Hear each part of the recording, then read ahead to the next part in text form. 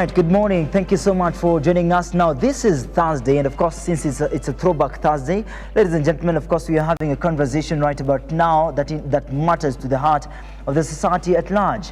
When the education sector is really in problems and trouble, it means that of course the society faces a clash, and of course if we are having this conversation means that the society's involvement in such conversations makes a difference right to the heart of the republic at large. As the ongoing lecture strike enters its third week, university staff unions are vowing not to resume work until their demands on collective bargaining agreements, CBAs, are met.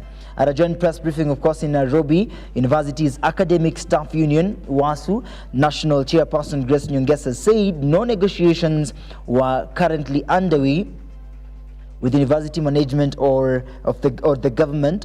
We shall remain outside until the issues raised are addressed. These are no negotiations currently underway. Of course, with this implementation of 2021-2025 CBA must be completed, and the talks for the 2025-2029 CBA shall begin immediately. And ladies and gentlemen, of course, this is a conversation that is still on right in the republic of the country, and of course we'll be able to have this conversation with intensity, really to understand what indeed is the problem that is facing these universities.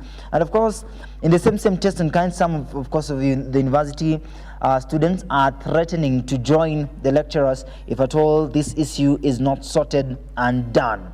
So a section of students from public universities has threatened to go on strike if the government does not resolve the lecture strike in the next 24 hours. The students lament that the ongoing strike by university dons has left them idle and unattended in classrooms, expressing concern that prolonged industrial action will affect their academic calendar. This morning, we're getting into a conversation on the university's lecture strike and which ignites academic calendar in Limbo in specific or entire universities right here in the republic. So joining us this morning are two able guests who will be helping us to make an understanding on this conversation.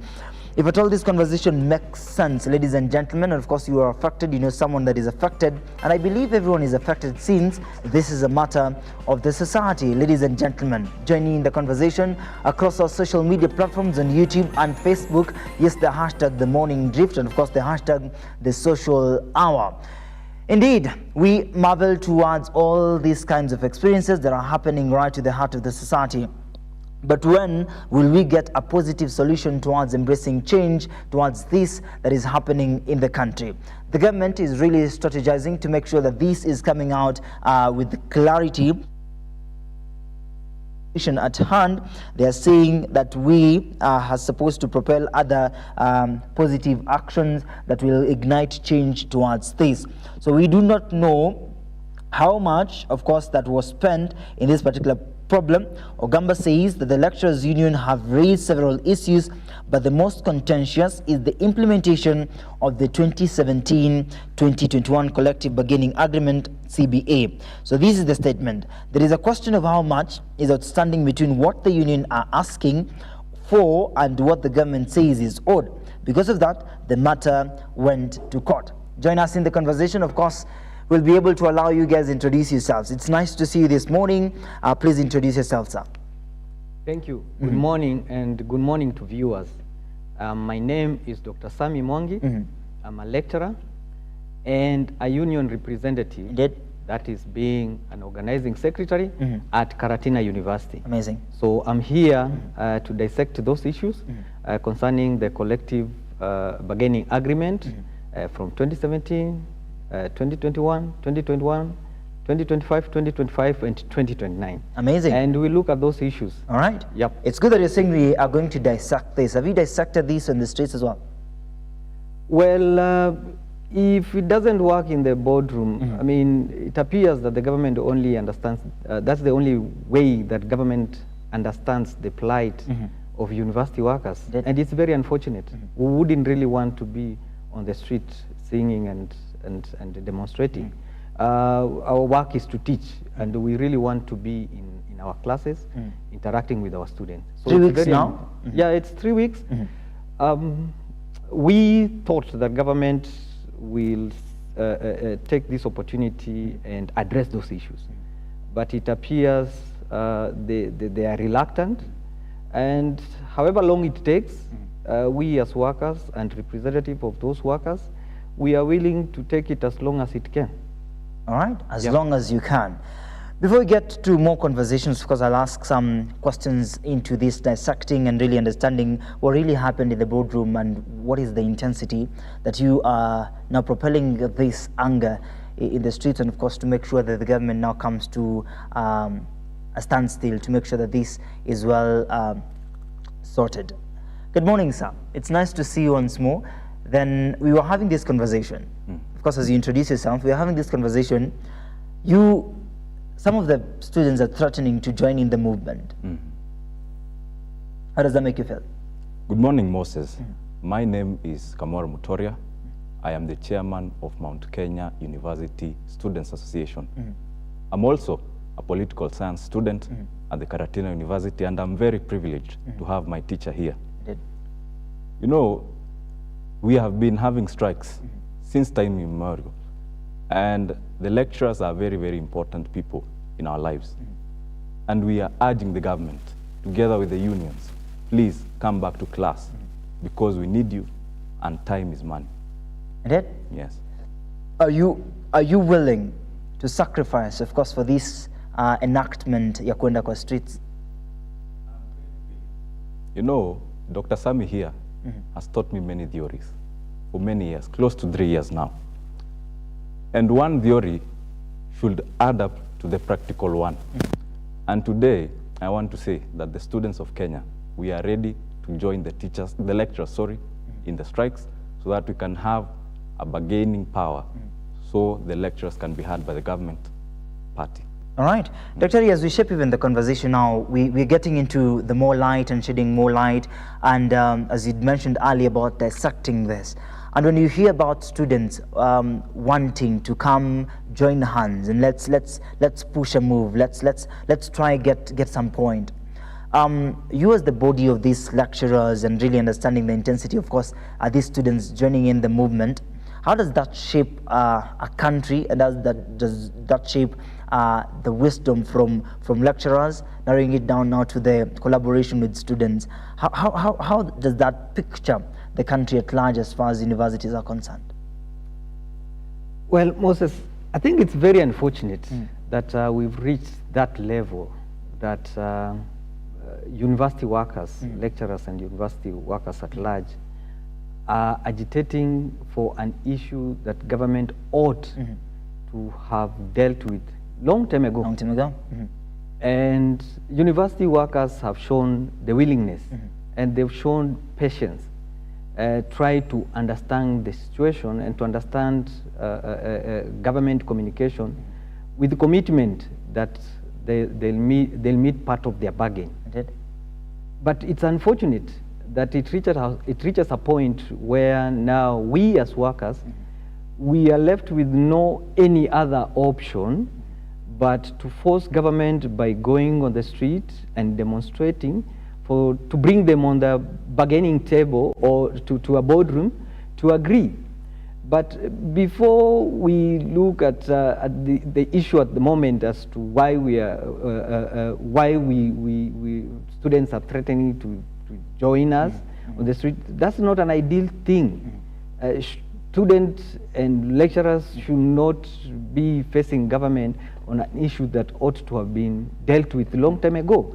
And that's a clear demonstration that government is failing in one of its core responsibility, which is provision of education, which is a public good. So if then government is failing to the extent that the workers and then students are also threatening that they can join these workers to agitate what is right, I think that's not something that government should be proud of. And I think they should realize that this is a serious matter. And if a government then is said to serve public interest, and a section of the population, that is students, are not in school, they are threatening to go on the street to join their lecturers and the university worker. I mean, that's a clear demonstration that government is failing. And I think it's high time the government does what is right to solve the problem. I hope we'll have a time when we can start now looking at this thing and to dissect where did we start and how did we get here, so that we can have an understanding from the perspective of the university workers, and so that you can understand how did we get ourselves here. I know you understand how we got ourselves here, because it's not the first time that we're having such an engagement. The fact that we are speaking about long time ago, this agreement was supposed to be sorted, and of course it's an agreement that was supposed to be sorted long time ago in 2017, coming down to this year 2025. You mentioned about the government failing. Do you think the government is failing, or it's just a matter of misplaced priorities, or the fact the government is forgetting? Both. They failed. They failed to prioritize education sector, and this starts from the basic education to higher education to the university level. And the worst thing is that we do not see that urgency for the government to address it. So if we were to put this into context, you've said that this is not the first time that we are having this strike, and especially for university workers. For you to understand is that as provided for in the Constitution and the Labor Relations Act, university workers are entitled to pay or better remuneration. And what guides this remuneration is what we call the collective bargaining agreements. Now, in Kenya, we normally have 4-year cycle where government and the workers, we agree that this is the terms of engagement in terms of remuneration, that the university workers are entitled for a specific period of time. For example, 4-year cycle. So that when we talk about 2017 to 2021, those are 4 years. 2021, 2025, 4 years. 2025, 2029, 4 years. So once we agree, then government is supposed to play its part of the bargain. Now, you realize that if that is then the agreement, every other time, union will come up with proposal and make request and demand that we need to agree how these university workers are remunerated, starting with the ordinary administrative staff, lecturers, to professors. Now, for example, the 2017-2021 CBA, collective bargaining agreement, we as union presented our demands, and we said we need to review our terms of engagement. Now, when we do that in terms of what we call a proposal, this is what we think we are entitled to. Government drags its feet to respond to those demands. Now, when we talk about 2017, 2021, and yet we're in 2025, you ask yourself, why are we talking about 2017 and 2021? So what happened, the unions presented their demands. Government took time. From 2017 to 2021, it only came to 2020 when government made an attempt to respond to those demands. And this after the university workers went on the street. Remember, it's 2017, 2021. So we waited from 2017 to 2020, only realizing that the cycle is almost coming to an end. Yeah? So that's when the government said, okay, we can listen to your plight. And at that time, in 2020, then government just came up with a figure. And they said that you university workers, we have here 8.6 billion. This is what you are entitled to. And without saying how this money can be distributed, without saying whether it's a salary component, whether it's a transport or commuter allowance, without giving any guidelines.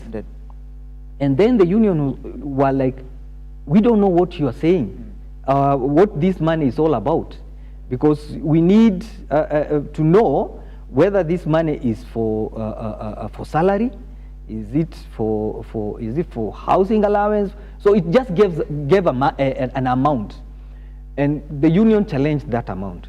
They said, fine, because if we had made a proposal, this is what different cadres at the university are supposed to earn, you need to factor in inflation. For example, you need to factor in that cost of living keeps on increasing. You also need to factor in that on a yearly basis, one is supposed to have annual increment. And we ended up challenging that amount. And we said that it cannot be 8.6 billion, rather it's supposed to be 16 billion. And government challenged that. We went to court, and the court pronounced that the true cost of the CBA cannot be 8.6 billion. Rather, it's supposed to be 16 billion, not the real, 16 billion. And so meaning that if they had disbursed 8 billion, there was a balance of almost 7.9 billion. And then it means that the year 2020, when they disbursed the 8 billion, we accepted. And we said, okay, if you've given us the amount that is not enough, we'll still continue teaching, we'll still continue working. But we went to court, and you said that we challenged that amount. We said that that is not enough to cater for almost more than 30,000 workers. And then the court pronounced, and they said the true cost of that CBA of 2017-2021 is supposed to be 16 billion. And remember, they had only disbursed 8 billion. So it is that balance that we said, okay, government needs to own up and to meet its part of the bargain. You can now realize now we are in 2025, and it has taken almost, is it 5 years for government to meet its part of the bargain. Now the unfortunate thing with that is that when the 2017-2021 CBA cycle lapsed, we entered into another one, which is 2021-2025. Now we are already in 2025. This is speaking about 2029. Yes. So meaning that we still had a balance of 2017-2021. Now the 2021-2025, we still had to go on the street for government to respond to our demands. Last year, if you remember, we had the similar industrial action. Last year at a time like this, that's when we forced the government to respond to our demands of 2021-2025. And if you remember, now you can imagine 2021 to 2025, we had to wait, still waiting for government to respond, and it took them almost 4 years only for them to respond in 2024 last year, after we went on street. All right. I'm appreciating the fact that now you are really explaining this for the purposes of everyone understanding on where we are coming from. And of course, with the alignment of all these, it takes a particular direction where there's a total member involvement. And from what I pick from that, all the amounts that you've mentioned, the lecturers need a particular accountability to make sure that the government is coming into a collaboration with these lecturers and university workers. But of course, we'll get to the point where we're speaking about the government being in the dark about the expenditures and the amount that were used, and of course to the exact amount that is needed and the purposes for this particular agreement, your CBA, and of course we'll be able to understand that. But allow us to get to Chair Mutoria. You're of course a student in political science and really understanding this. Do you think this engagement is politically motivated? The CBAs that we are talking about started from 2017. In 2017, I was 13 years in class 7. The comrades today are suffering because of something that could be done and must be done 7 years ago. This strike is not politically inclined because the lecturers are not involved in politics. They are middle class. They don't care about who is the president, who is the governor, because they have salaries. They are very important. So I think this strike is just from the heart of the lecturers, and they are suffering too, because some of our lecturers, they don't have even fuel to come to school. They are suffering, their clothes. You can see a lecturer is just like a comrade. So this is not a politically inclined strike. How does it make you feel? How does it make you feel when the lecturer is challenged? How does that affect you? First of all, I can't understand anything. Political science or any other course in the university is a very complex, a dynamic profession. And so if a lecturer cannot pay rent, cannot afford food, he will not have the maximum concentration to train me. So I will not have excelled in my career. Indeed. Yes. One time they said, of course, the entire distribution of all these processes must come in handy in this collaboration. So, of course, for a lecturer and a student, wanafaa kukuwa na uwiano. You understand me and I understand you. So, of course, we can have a greater movement. But in the alignment of all this, speaking about the academic now calendar being in limbo, Yes. it is now 3 weeks that these lecturers are not getting into the classroom. Yes. Do you feel the weight is still high on students? Yes, this is because last semester, last year, sorry, when the lecturers were on strike, we did our exams in January, and we were supposed to do them during the December period. The same thing will happen. The calendar will be extended. Right now, we are just wasting time. Some of us have entered into small businesses. Others are idle. My friends, I just received a call yesterday. Some of them are abusing drugs, hard drugs. And so the students are suffering. The comrades are suffering. Yes. How will they get to line? Yes, sorry. After all, it's 3 weeks, of course, but it's also a matter of centralizing a particular priority to make sure that hautapoteza mtiririko. So when you're saying these challenges are coming in, it is only 3 weeks. Yes. So what if it's 5 months? What if it's a whole year? Do you think we'll not have students? The most challenged class are the ones who are going to graduate, because they are suffering. At the time which they were supposed to graduate, they will not have been able to graduate. So this strike is clearly an obstacle in our careers and education. Yes. All right. Speak to us about why should a student get to drugs in just 3 weeks? First of all, the calendar or the timetable of a university student, it's very free. We have a lot of free time. But right now, we have the whole day, 24 hours. You come from Bungoma. You are in a class where a student from Nairobi has been abusing heroin. You become friends. During the 3 weeks, my friend, you will be able to have been influenced negatively. Yes. All right. We'd like to shepherd that conversation some other time because after all, I think it's a matter of priority as well. That this is a particular direction, and lecturers wamegoma tu wiki tatu, but the one that is deeply affected is the student, So then this student must really understand how to shape himself in these 3 weeks, either to get back to his personal studies, your story, mob thinking as well. Shape for us, Daktari, when we're coming, of course, for the next session, we'll be able to dig deeper into the statements that Mr. Ogamba really mentioned about this entire engagement.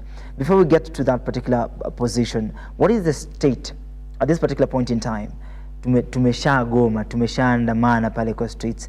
Earlier this year, we had the same initiation that when we want to bring change, we must go to the streets. And it seems that every institution is adapting to this. Do you think going to the streets is the best possible solution to drive change and to make the government hear what we're saying? There are various ways that citizens and the public can engage those who are in position of power. And of course, we know... But the best one is streets. No, not really.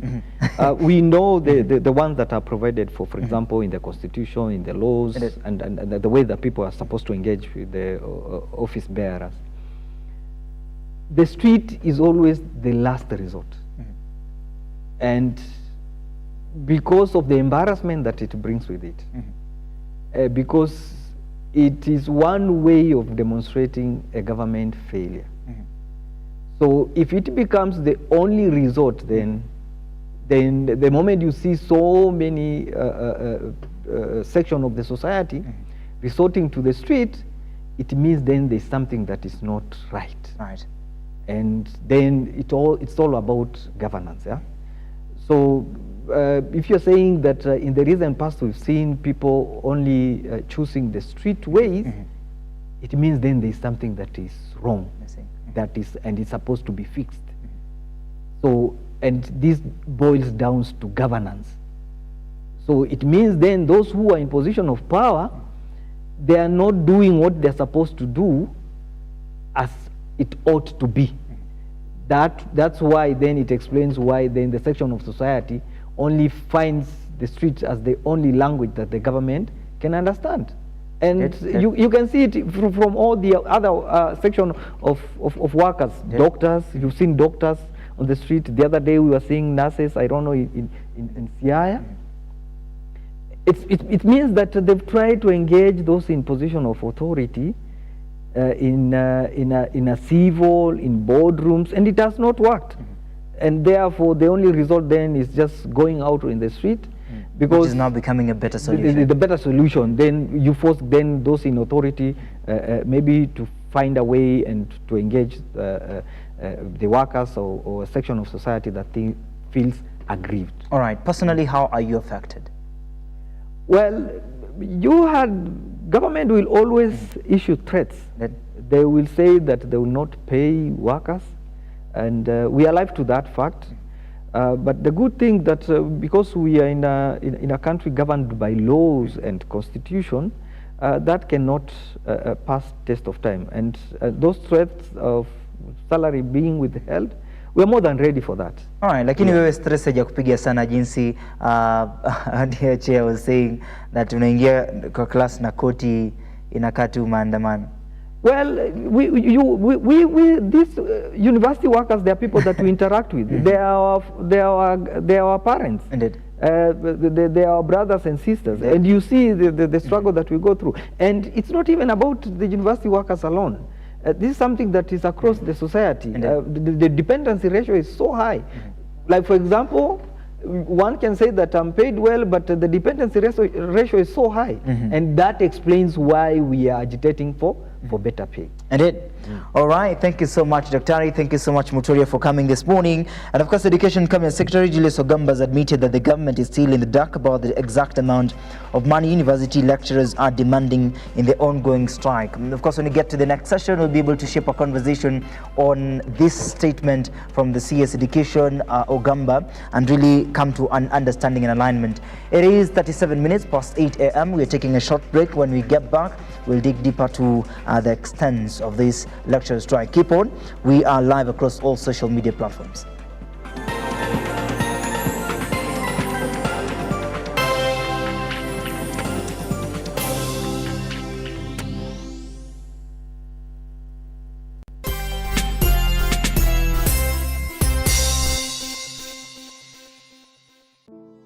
Save a Life is a non-profit organization that has taken the front line in transforming lives in the entire country. So far, we have transformed life of over 100,000 people through our programs, which include medical support, youth empowerment, street family program, feeding program, and climate change. Join us today as we transform lives. As we always say, service to humanity is service to God. Save a life, transforming lives.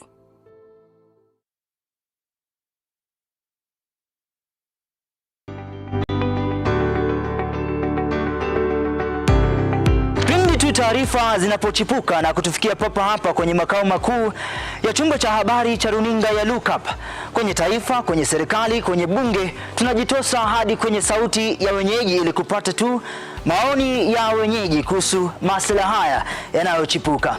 Maana hii kitu inaenda kuumiza Mkenya kwa tax. Hakuna kitu tunafurahia. Nothing. Absolutely nothing. Sisi tunaumia, si ati tunaumia ile ya kiukweli. Juu maisha ni ngumu. Na bila shaka tunapata maoni yao ili sauti yao ipate kusikika. Na watasema hili, waseme lile, watasema hiki na waseme kile, almuradi sauti yao ipate taa. Mambo ya mafuta tena imekuwa ni changamoto zaidi kwa kila mtu wa bodaboda. Uchumi ikikuwa stable, tunaamini mambo itakuwa sawa sawa. Kwanza liko na ria wasi wa boda, mama mboga nini. Hao sasa ndio wamefinywa zaidi man.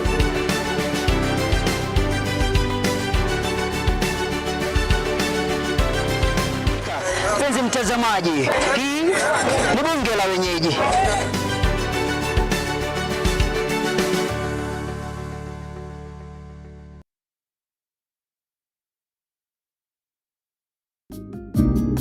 People are there to belittle you. When people are questioning you, if you don't move fast, of course, yes, you lose it, but then it's not us to push you. But you do not know the God who has been molding me. What has he been doing to me? The deep and mature conversations of empowerment for you with a curious mind and an appetite for oriented conversations. I concur with what you're saying. You plan your finances, you can easily live without a debt. An engaging safe space of free expression and truthfulness with an upheld vibrance, motivation and happiness. So many children who are there, they are not living their dreams. Join us for deep conversations with Zipporah Gashushe every Saturday from 8 p.m. The Deeper Conversations on Look Up TV.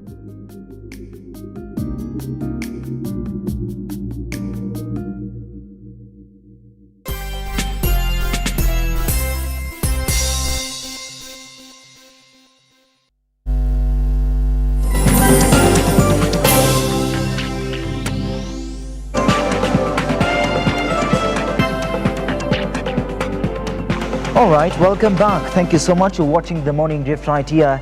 It is the 2nd of October, and of course, even as we begin a new month, the month of October, and they're saying so much is about to happen this month, and of course, we're expecting change as we near the end of the year 2025. These agreements must come to an end.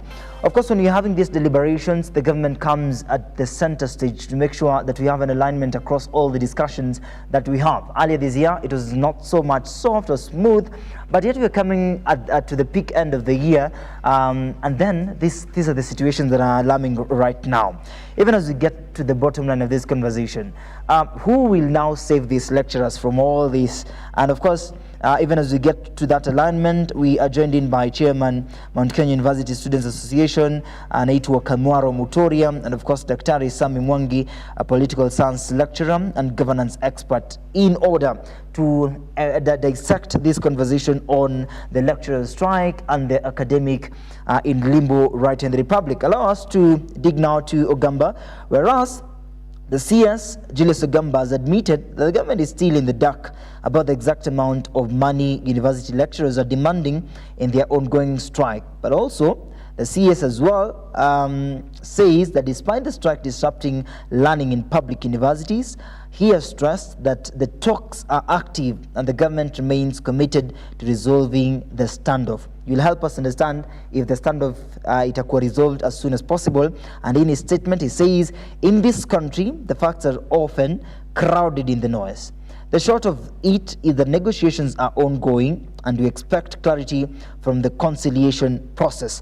What is your take on this lecturer strike across the country? Ladies and gentlemen, we are live across all social media platforms. If you feel free, you can also join us in our WhatsApp number 0745 762640 is working. Ikiwezekana, go to our website www.lookuptv.co.ke and we have the conversation at hand with you, yours involvement. Let's get to business. Before I ask you, Daktari, I'll ask to ask Chair Mutoria. We've seen all these conversations. We've seen that the lecturers want this and they want that for the betterment of the CBA agreement and, come to an alignment. But earlier on, when we were having a conversation with Dr. Sami, he mentioned so many things about them and the engagement with the government, them and the engagement with the ministry, with the board. But we were asking this question, what is the fate of the students at this particular point in time? First of all, Moses, we must understand that the parties involved in the CBAs that have been signed before, no student union has been there. So we don't have a voice in whatever that is going on. So you want your voice to be heard in the streets as well? We must be heard in the streets and in the boardrooms. because we matter. We are the main business of universities. If there is no students, the universities may die. So we must be heard. All right. When we come to this students' issue and the involvement in this lecturer strike, also brings about a particular conversation as well. So why should they be involved in this? Yet it's a matter of the lecturers. So the lecturers sought their agreements, then you sought your students-based agreements. The parties involved in CBAs, there is the government, the lecturers' union, and the workers in the universities. We, the students of Mount Kenya University Students Association, if the rest of the students do not want to be in that organization, we are going to sit on that table. Because the 10 counties of Mount Kenya, the students are suffering. And we are the main losers in these strikes. And the lecturers are very, very adamant to go back to class. And we will need them back in class. Yes. All right. As soon as possible. Yes. Let's get now to CS Ogamba. The initiation of this process starts with that particular bigger body in the ministry. CS Ogamba says that, of course, the deliberations are ongoing, and after all, we'll have a complete standoff towards this case that is before us. Let me remind viewers that the reason why we are on strike, we went on industrial action, there were three main issues. Again, 2017, 2021, 2021, 2025, and 2025, 2029. Now, if you remember, we had this a similar strike last year. That last year was about 2021, 2025. And we made some agreement. Then government did not meet its part of the bargain. We still went back on the street, and that's when they said, okay, we can meet part of the bargain. Remember, that's 2021, 2025. They met part of the bargain. And then the other part of the bargain, which was some amount of 2.7 billion, was said was supposed to be paid in this financial year, which they've paid. So meaning that out of the three issues, one has been addressed. So the one that is remaining is 2017, 2021, and 2025, 2029. CS has mentioned something that about the true cost of the 2017, 2021. What is trying to say that a lot of things are shrouded and you cannot really tell the true cost of the CBA. That's something that has already been litigated, and the court pronounced and they said the true cost of that CBA was 16 billion. So we cannot go back to have a discussion on that. That's something that the court pronounced itself in 2020, to the extent that the government, through its body that engages the workers' union at the university, IPPCCF,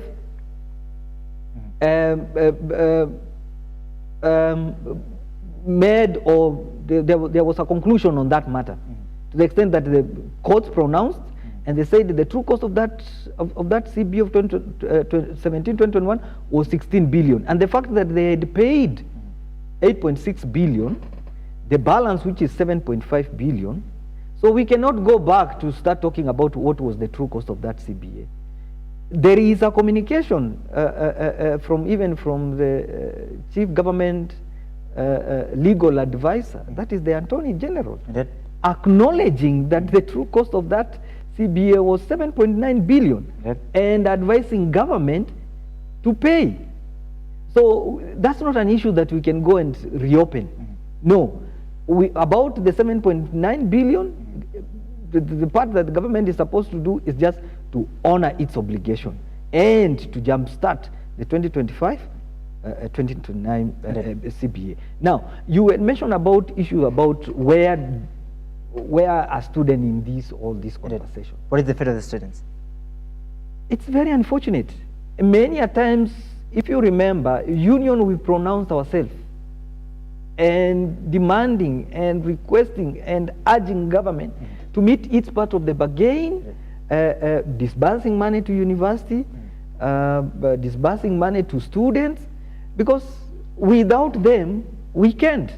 And if our CBAs are not honored, you cannot have a motivated worker. So these students also don't want to engage workers that are not motivated. And meeting this CBA is one way of having a motivated worker so that we can have a fruitful engagement with our students. So it's an ecosystem. It's an ecosystem. As much as the students are not involved in issues to do with payment, but I think there are major stakeholders that we should listen to their plight. And we really, we as university workers and university lecturers, it's very unfortunate that our students are free. Right now they are not studying. I mean, but what do? We've just demonstrated that we do our part.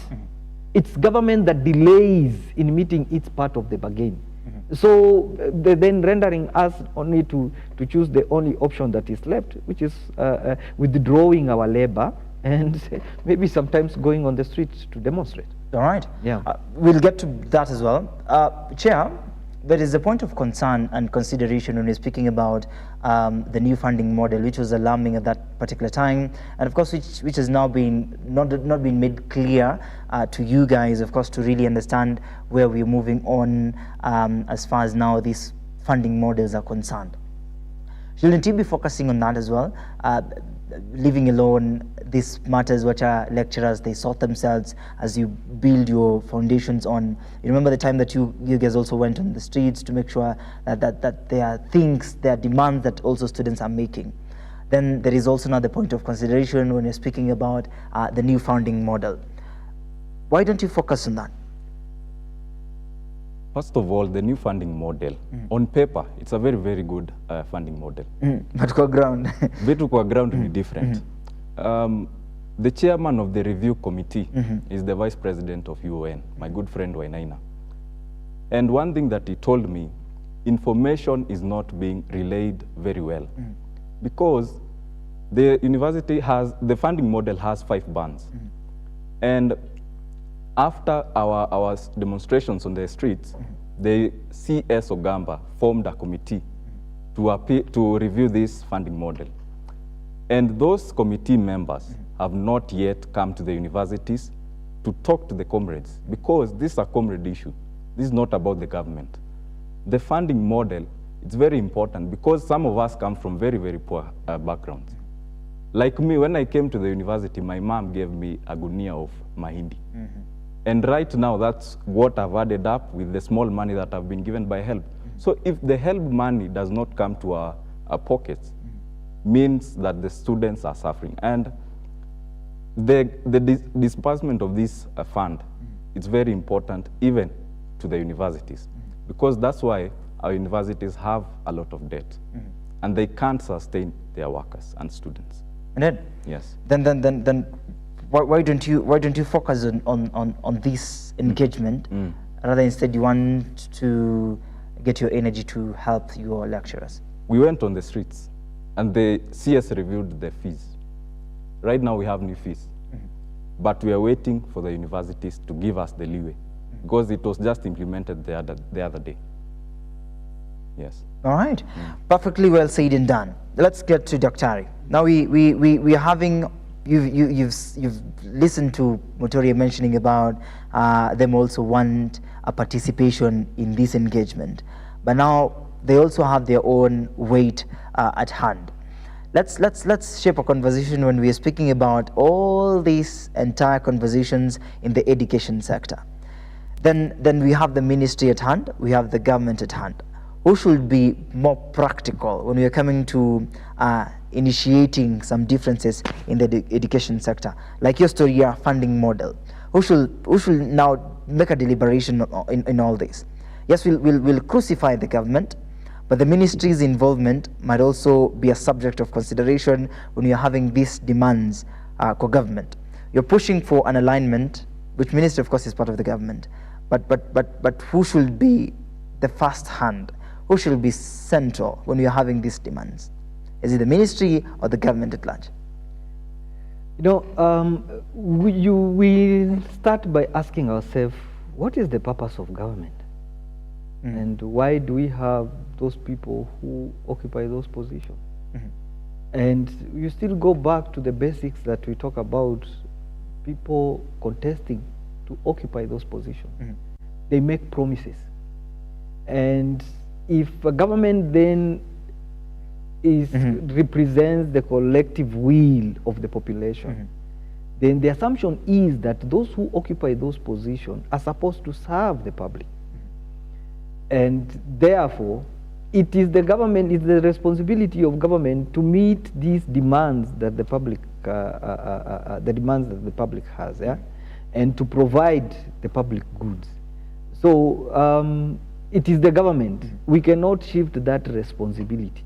It is the government that's supposed to meet these demands. Demands from students, from workers, for those who are seeking health services, those of us who are seeking good roads. It is the responsibility of government to initiate and to do what is right in all spheres of our life. What is the role then of the ministry? In this case, then, the ministry is supposed just to say, to communicate to larger government, here talking about the president, the government at large, that this is what we need to implement, for example, the CBA, or this is what is needed to implement, is it the new funding model? So that means in this conversation we must blame the ministry. Maybe it's not pushing these agendas. Yeah, concerned ministries. The concerned ministry, that's Ministry of Education, Ministry of Finance, and the government at large. Yeah. All right. Before we crucify the government, I believe, of course, the ministries should come first. And that is why, what in this conversation, your lecturer strike, what do you think should have been the role of the Ministry of Education, as per se, the CS Education Ogamba? He needs to own up and to be truthful. Like, for example, what he's saying, that he doesn't know the true cost of the CBA, that is not the truth. Isn't he in the office? No, that cannot be. Government is never new. Government exists in perpetuity. Like, for example, they were saying this was a legacy debt. Kenya as a country still pay debts that we incurred in the 1960s. Ours is only 2017. So it's something that is there. And I mean, I've just given you an example. The Attorney General has made a communication on that. I mean, the courts have made communication on that. SRC, which is supposed Salaries and Remuneration Commission, is aware of that. The figure is already there. So for him, it's just to ask from Ministry of Finance or Treasury to avail the money that is needed to implement the CBA, to avail the money that is needed to implement the new funding model, so that students are not affected. I mean, it is the responsibility of government. We make demand and then government responds. All right. Mutoria, the student from Kenyatta University, says any delayed academic calendar, they shall compensate it. There's an ongoing strike of lecturers. We shall not sit back and relax while these people are delaying our dreams in this nation. So, Victor Mondi, another student from KU as well, says we demand a concrete public stated plan for the recovery of lost time, including revised academic calendar, to prevent this disruption from becoming a lost semester or delayed graduation for thousands of students. Do you think, we've asked just Dr. Isami here about what is the role of this ministry and what is the role of the government as well? Yes. So we are coming to compensation. Do you think, after all your agitation towards all this, do you think that the government or the ministry will compensate this? First of all, we will have a very extended calendar. And compensation for us is time. Because if a fourth-year student who is graduating cannot graduate, he is expecting to have an internship or even a work. And if he cannot secure that job, then it means that he will waste his time in this life. All right. Yes. We're speaking about big dreams, and dreams are valid indeed. But there is a situation in the country right now. As we speak, there are so many people that are graduating. Yes. Earlier on, we've had some graduations going on. Now, tomorrow, so many students are out here. Yes. And the same fact that we can't hide from is opportunities are minimal right here in the Republic. Definitely. As a student, where do you think all these students will go to? It's a very sad state of affairs. You know, each and every year, thousands of students get out of the universities. But at the same time, Vision 2030 was envisioning that we can have a skill-based community. And my plea to the comrades, do not depend fully on your degrees. Because right now, I can see a team here of young men and women. They are here because of their skills, not of their theories. So I'm adding up and saying that the students must have a skill, whether electrical, camera work, any skill that can help you before you get that job. Do not depend, because you'll have depression. And the lecturers will never tell you that. That's the reality. They'll never tell you you'll be depressed? They always clap for you during the graduation ceremonies. First class, second class. You get out, you don't have a job. You get depressed, you kill yourself. Without forgetting, there are also high schoolers that are coming out to the society now, to blend in, to get the wrath of this movement. I know, of course, we'll have some few questions, of course, before we get crowning points from Daktari. How do you think, because now you're too mature from high school, we are still speaking about students in the university, we're speaking about the colleges, the institutes, and of course we're speaking about high schoolers now. Washamaliza shule, they're coming to the field now. But the world is not giving these opportunities. Where are we heading to? You know, I saw an article somewhere that it said President Uhuru Kenyatta brought the Linda Mama. We have a huge population of young people. Mwai Kibaki gave us the free education. And he did not plan for us to have the jobs that he educated us on. And so the jeshi ambayo inakuja, it is very, very huge. And it's sad because right now, I used my help money to start a small business. Because I know if I depend on my degree fully, and my parents do not have any connections, they are not corrupt, they do not have any networks, I might end up committing suicide in Nakuru. So my plea to the young people, do not give up. There are many opportunities. Right now, you can work online, remotely. If you have a laptop, do not just watch useless things. Go there, learn a useful skill, as I've said. Yes. All the years you spent in university, make sure you're utilizing them. Yes.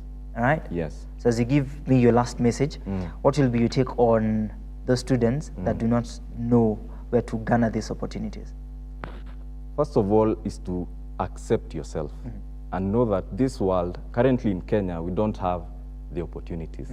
So it is for you as a comrade to make them, to create opportunities. You can do anything in this world and prosper. All right. Thank you. Salimia watu wa Mount Kenya sasa, before we get to Daktari. My message to the comrades of Mount Kenya University Students Association, do not give up. We are fighting for you, and comrades power. Indeed. Yes. All right, thank you so much.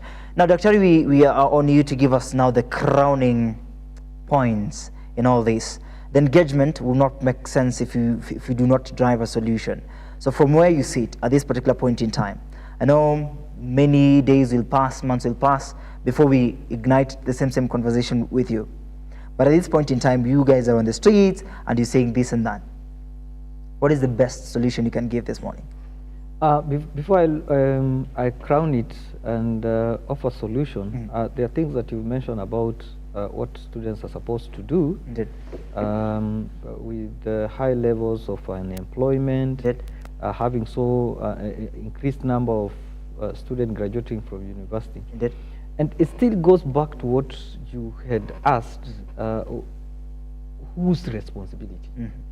And it still boils down to government, because that's how we've organized ourselves, that we will choose people who will occupy position of responsibility, and there are things that they're supposed to do.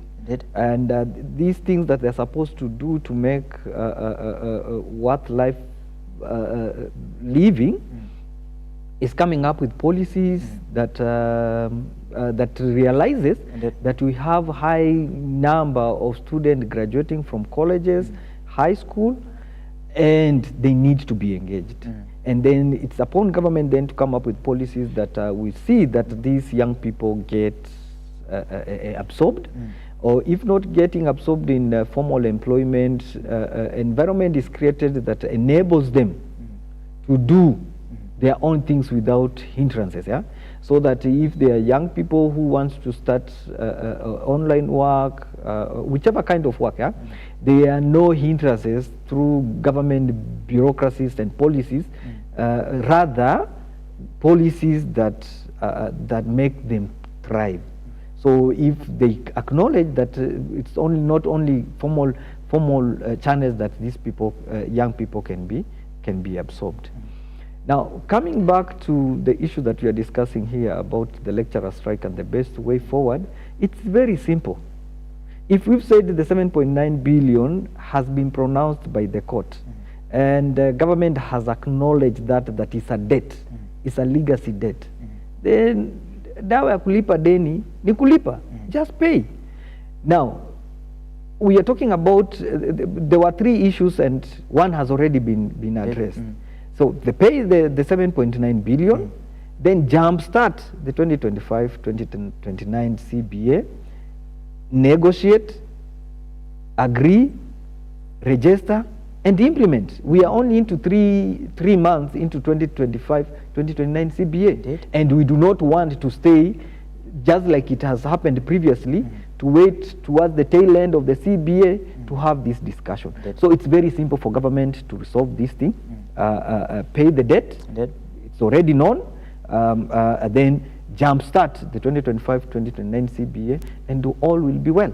So, and it's simple as that. And government cannot claim that there are no resources. We know resources can always be marshaled to meet this, and it's amount that government can afford. Yeah, if we see what is being spent in other sectors that we cannot consider them to be priority, education is a priority. Yes. As you give us your final conclusion, of course, the solution you've already mentioned it.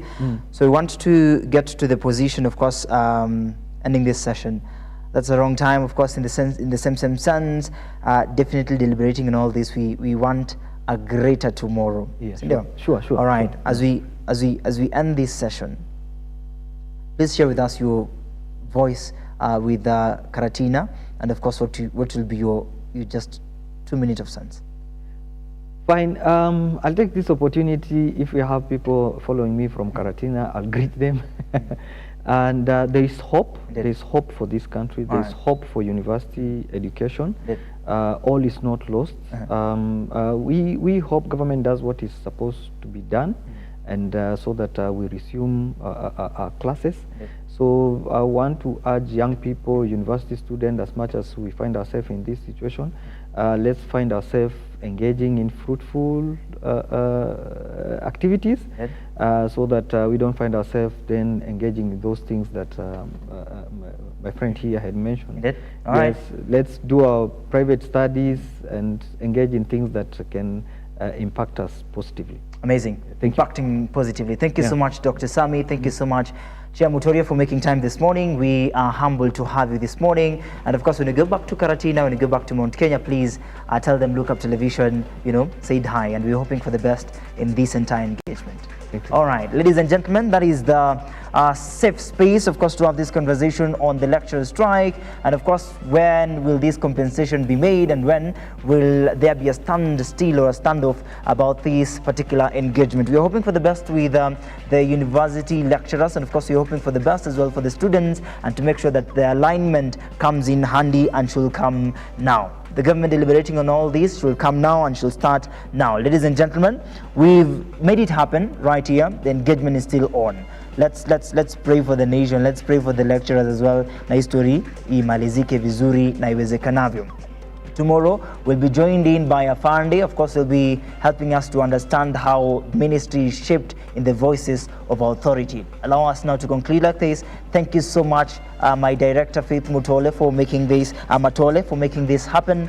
And we are marveling to the moments that we are encountering this particular moment. It is the Morning Drift, the social and health hour. See you tomorrow as we dive in Entertainment Friday. My name is Moses Kitchen. Of course, for the entire team that made this happen, it's a special thank you.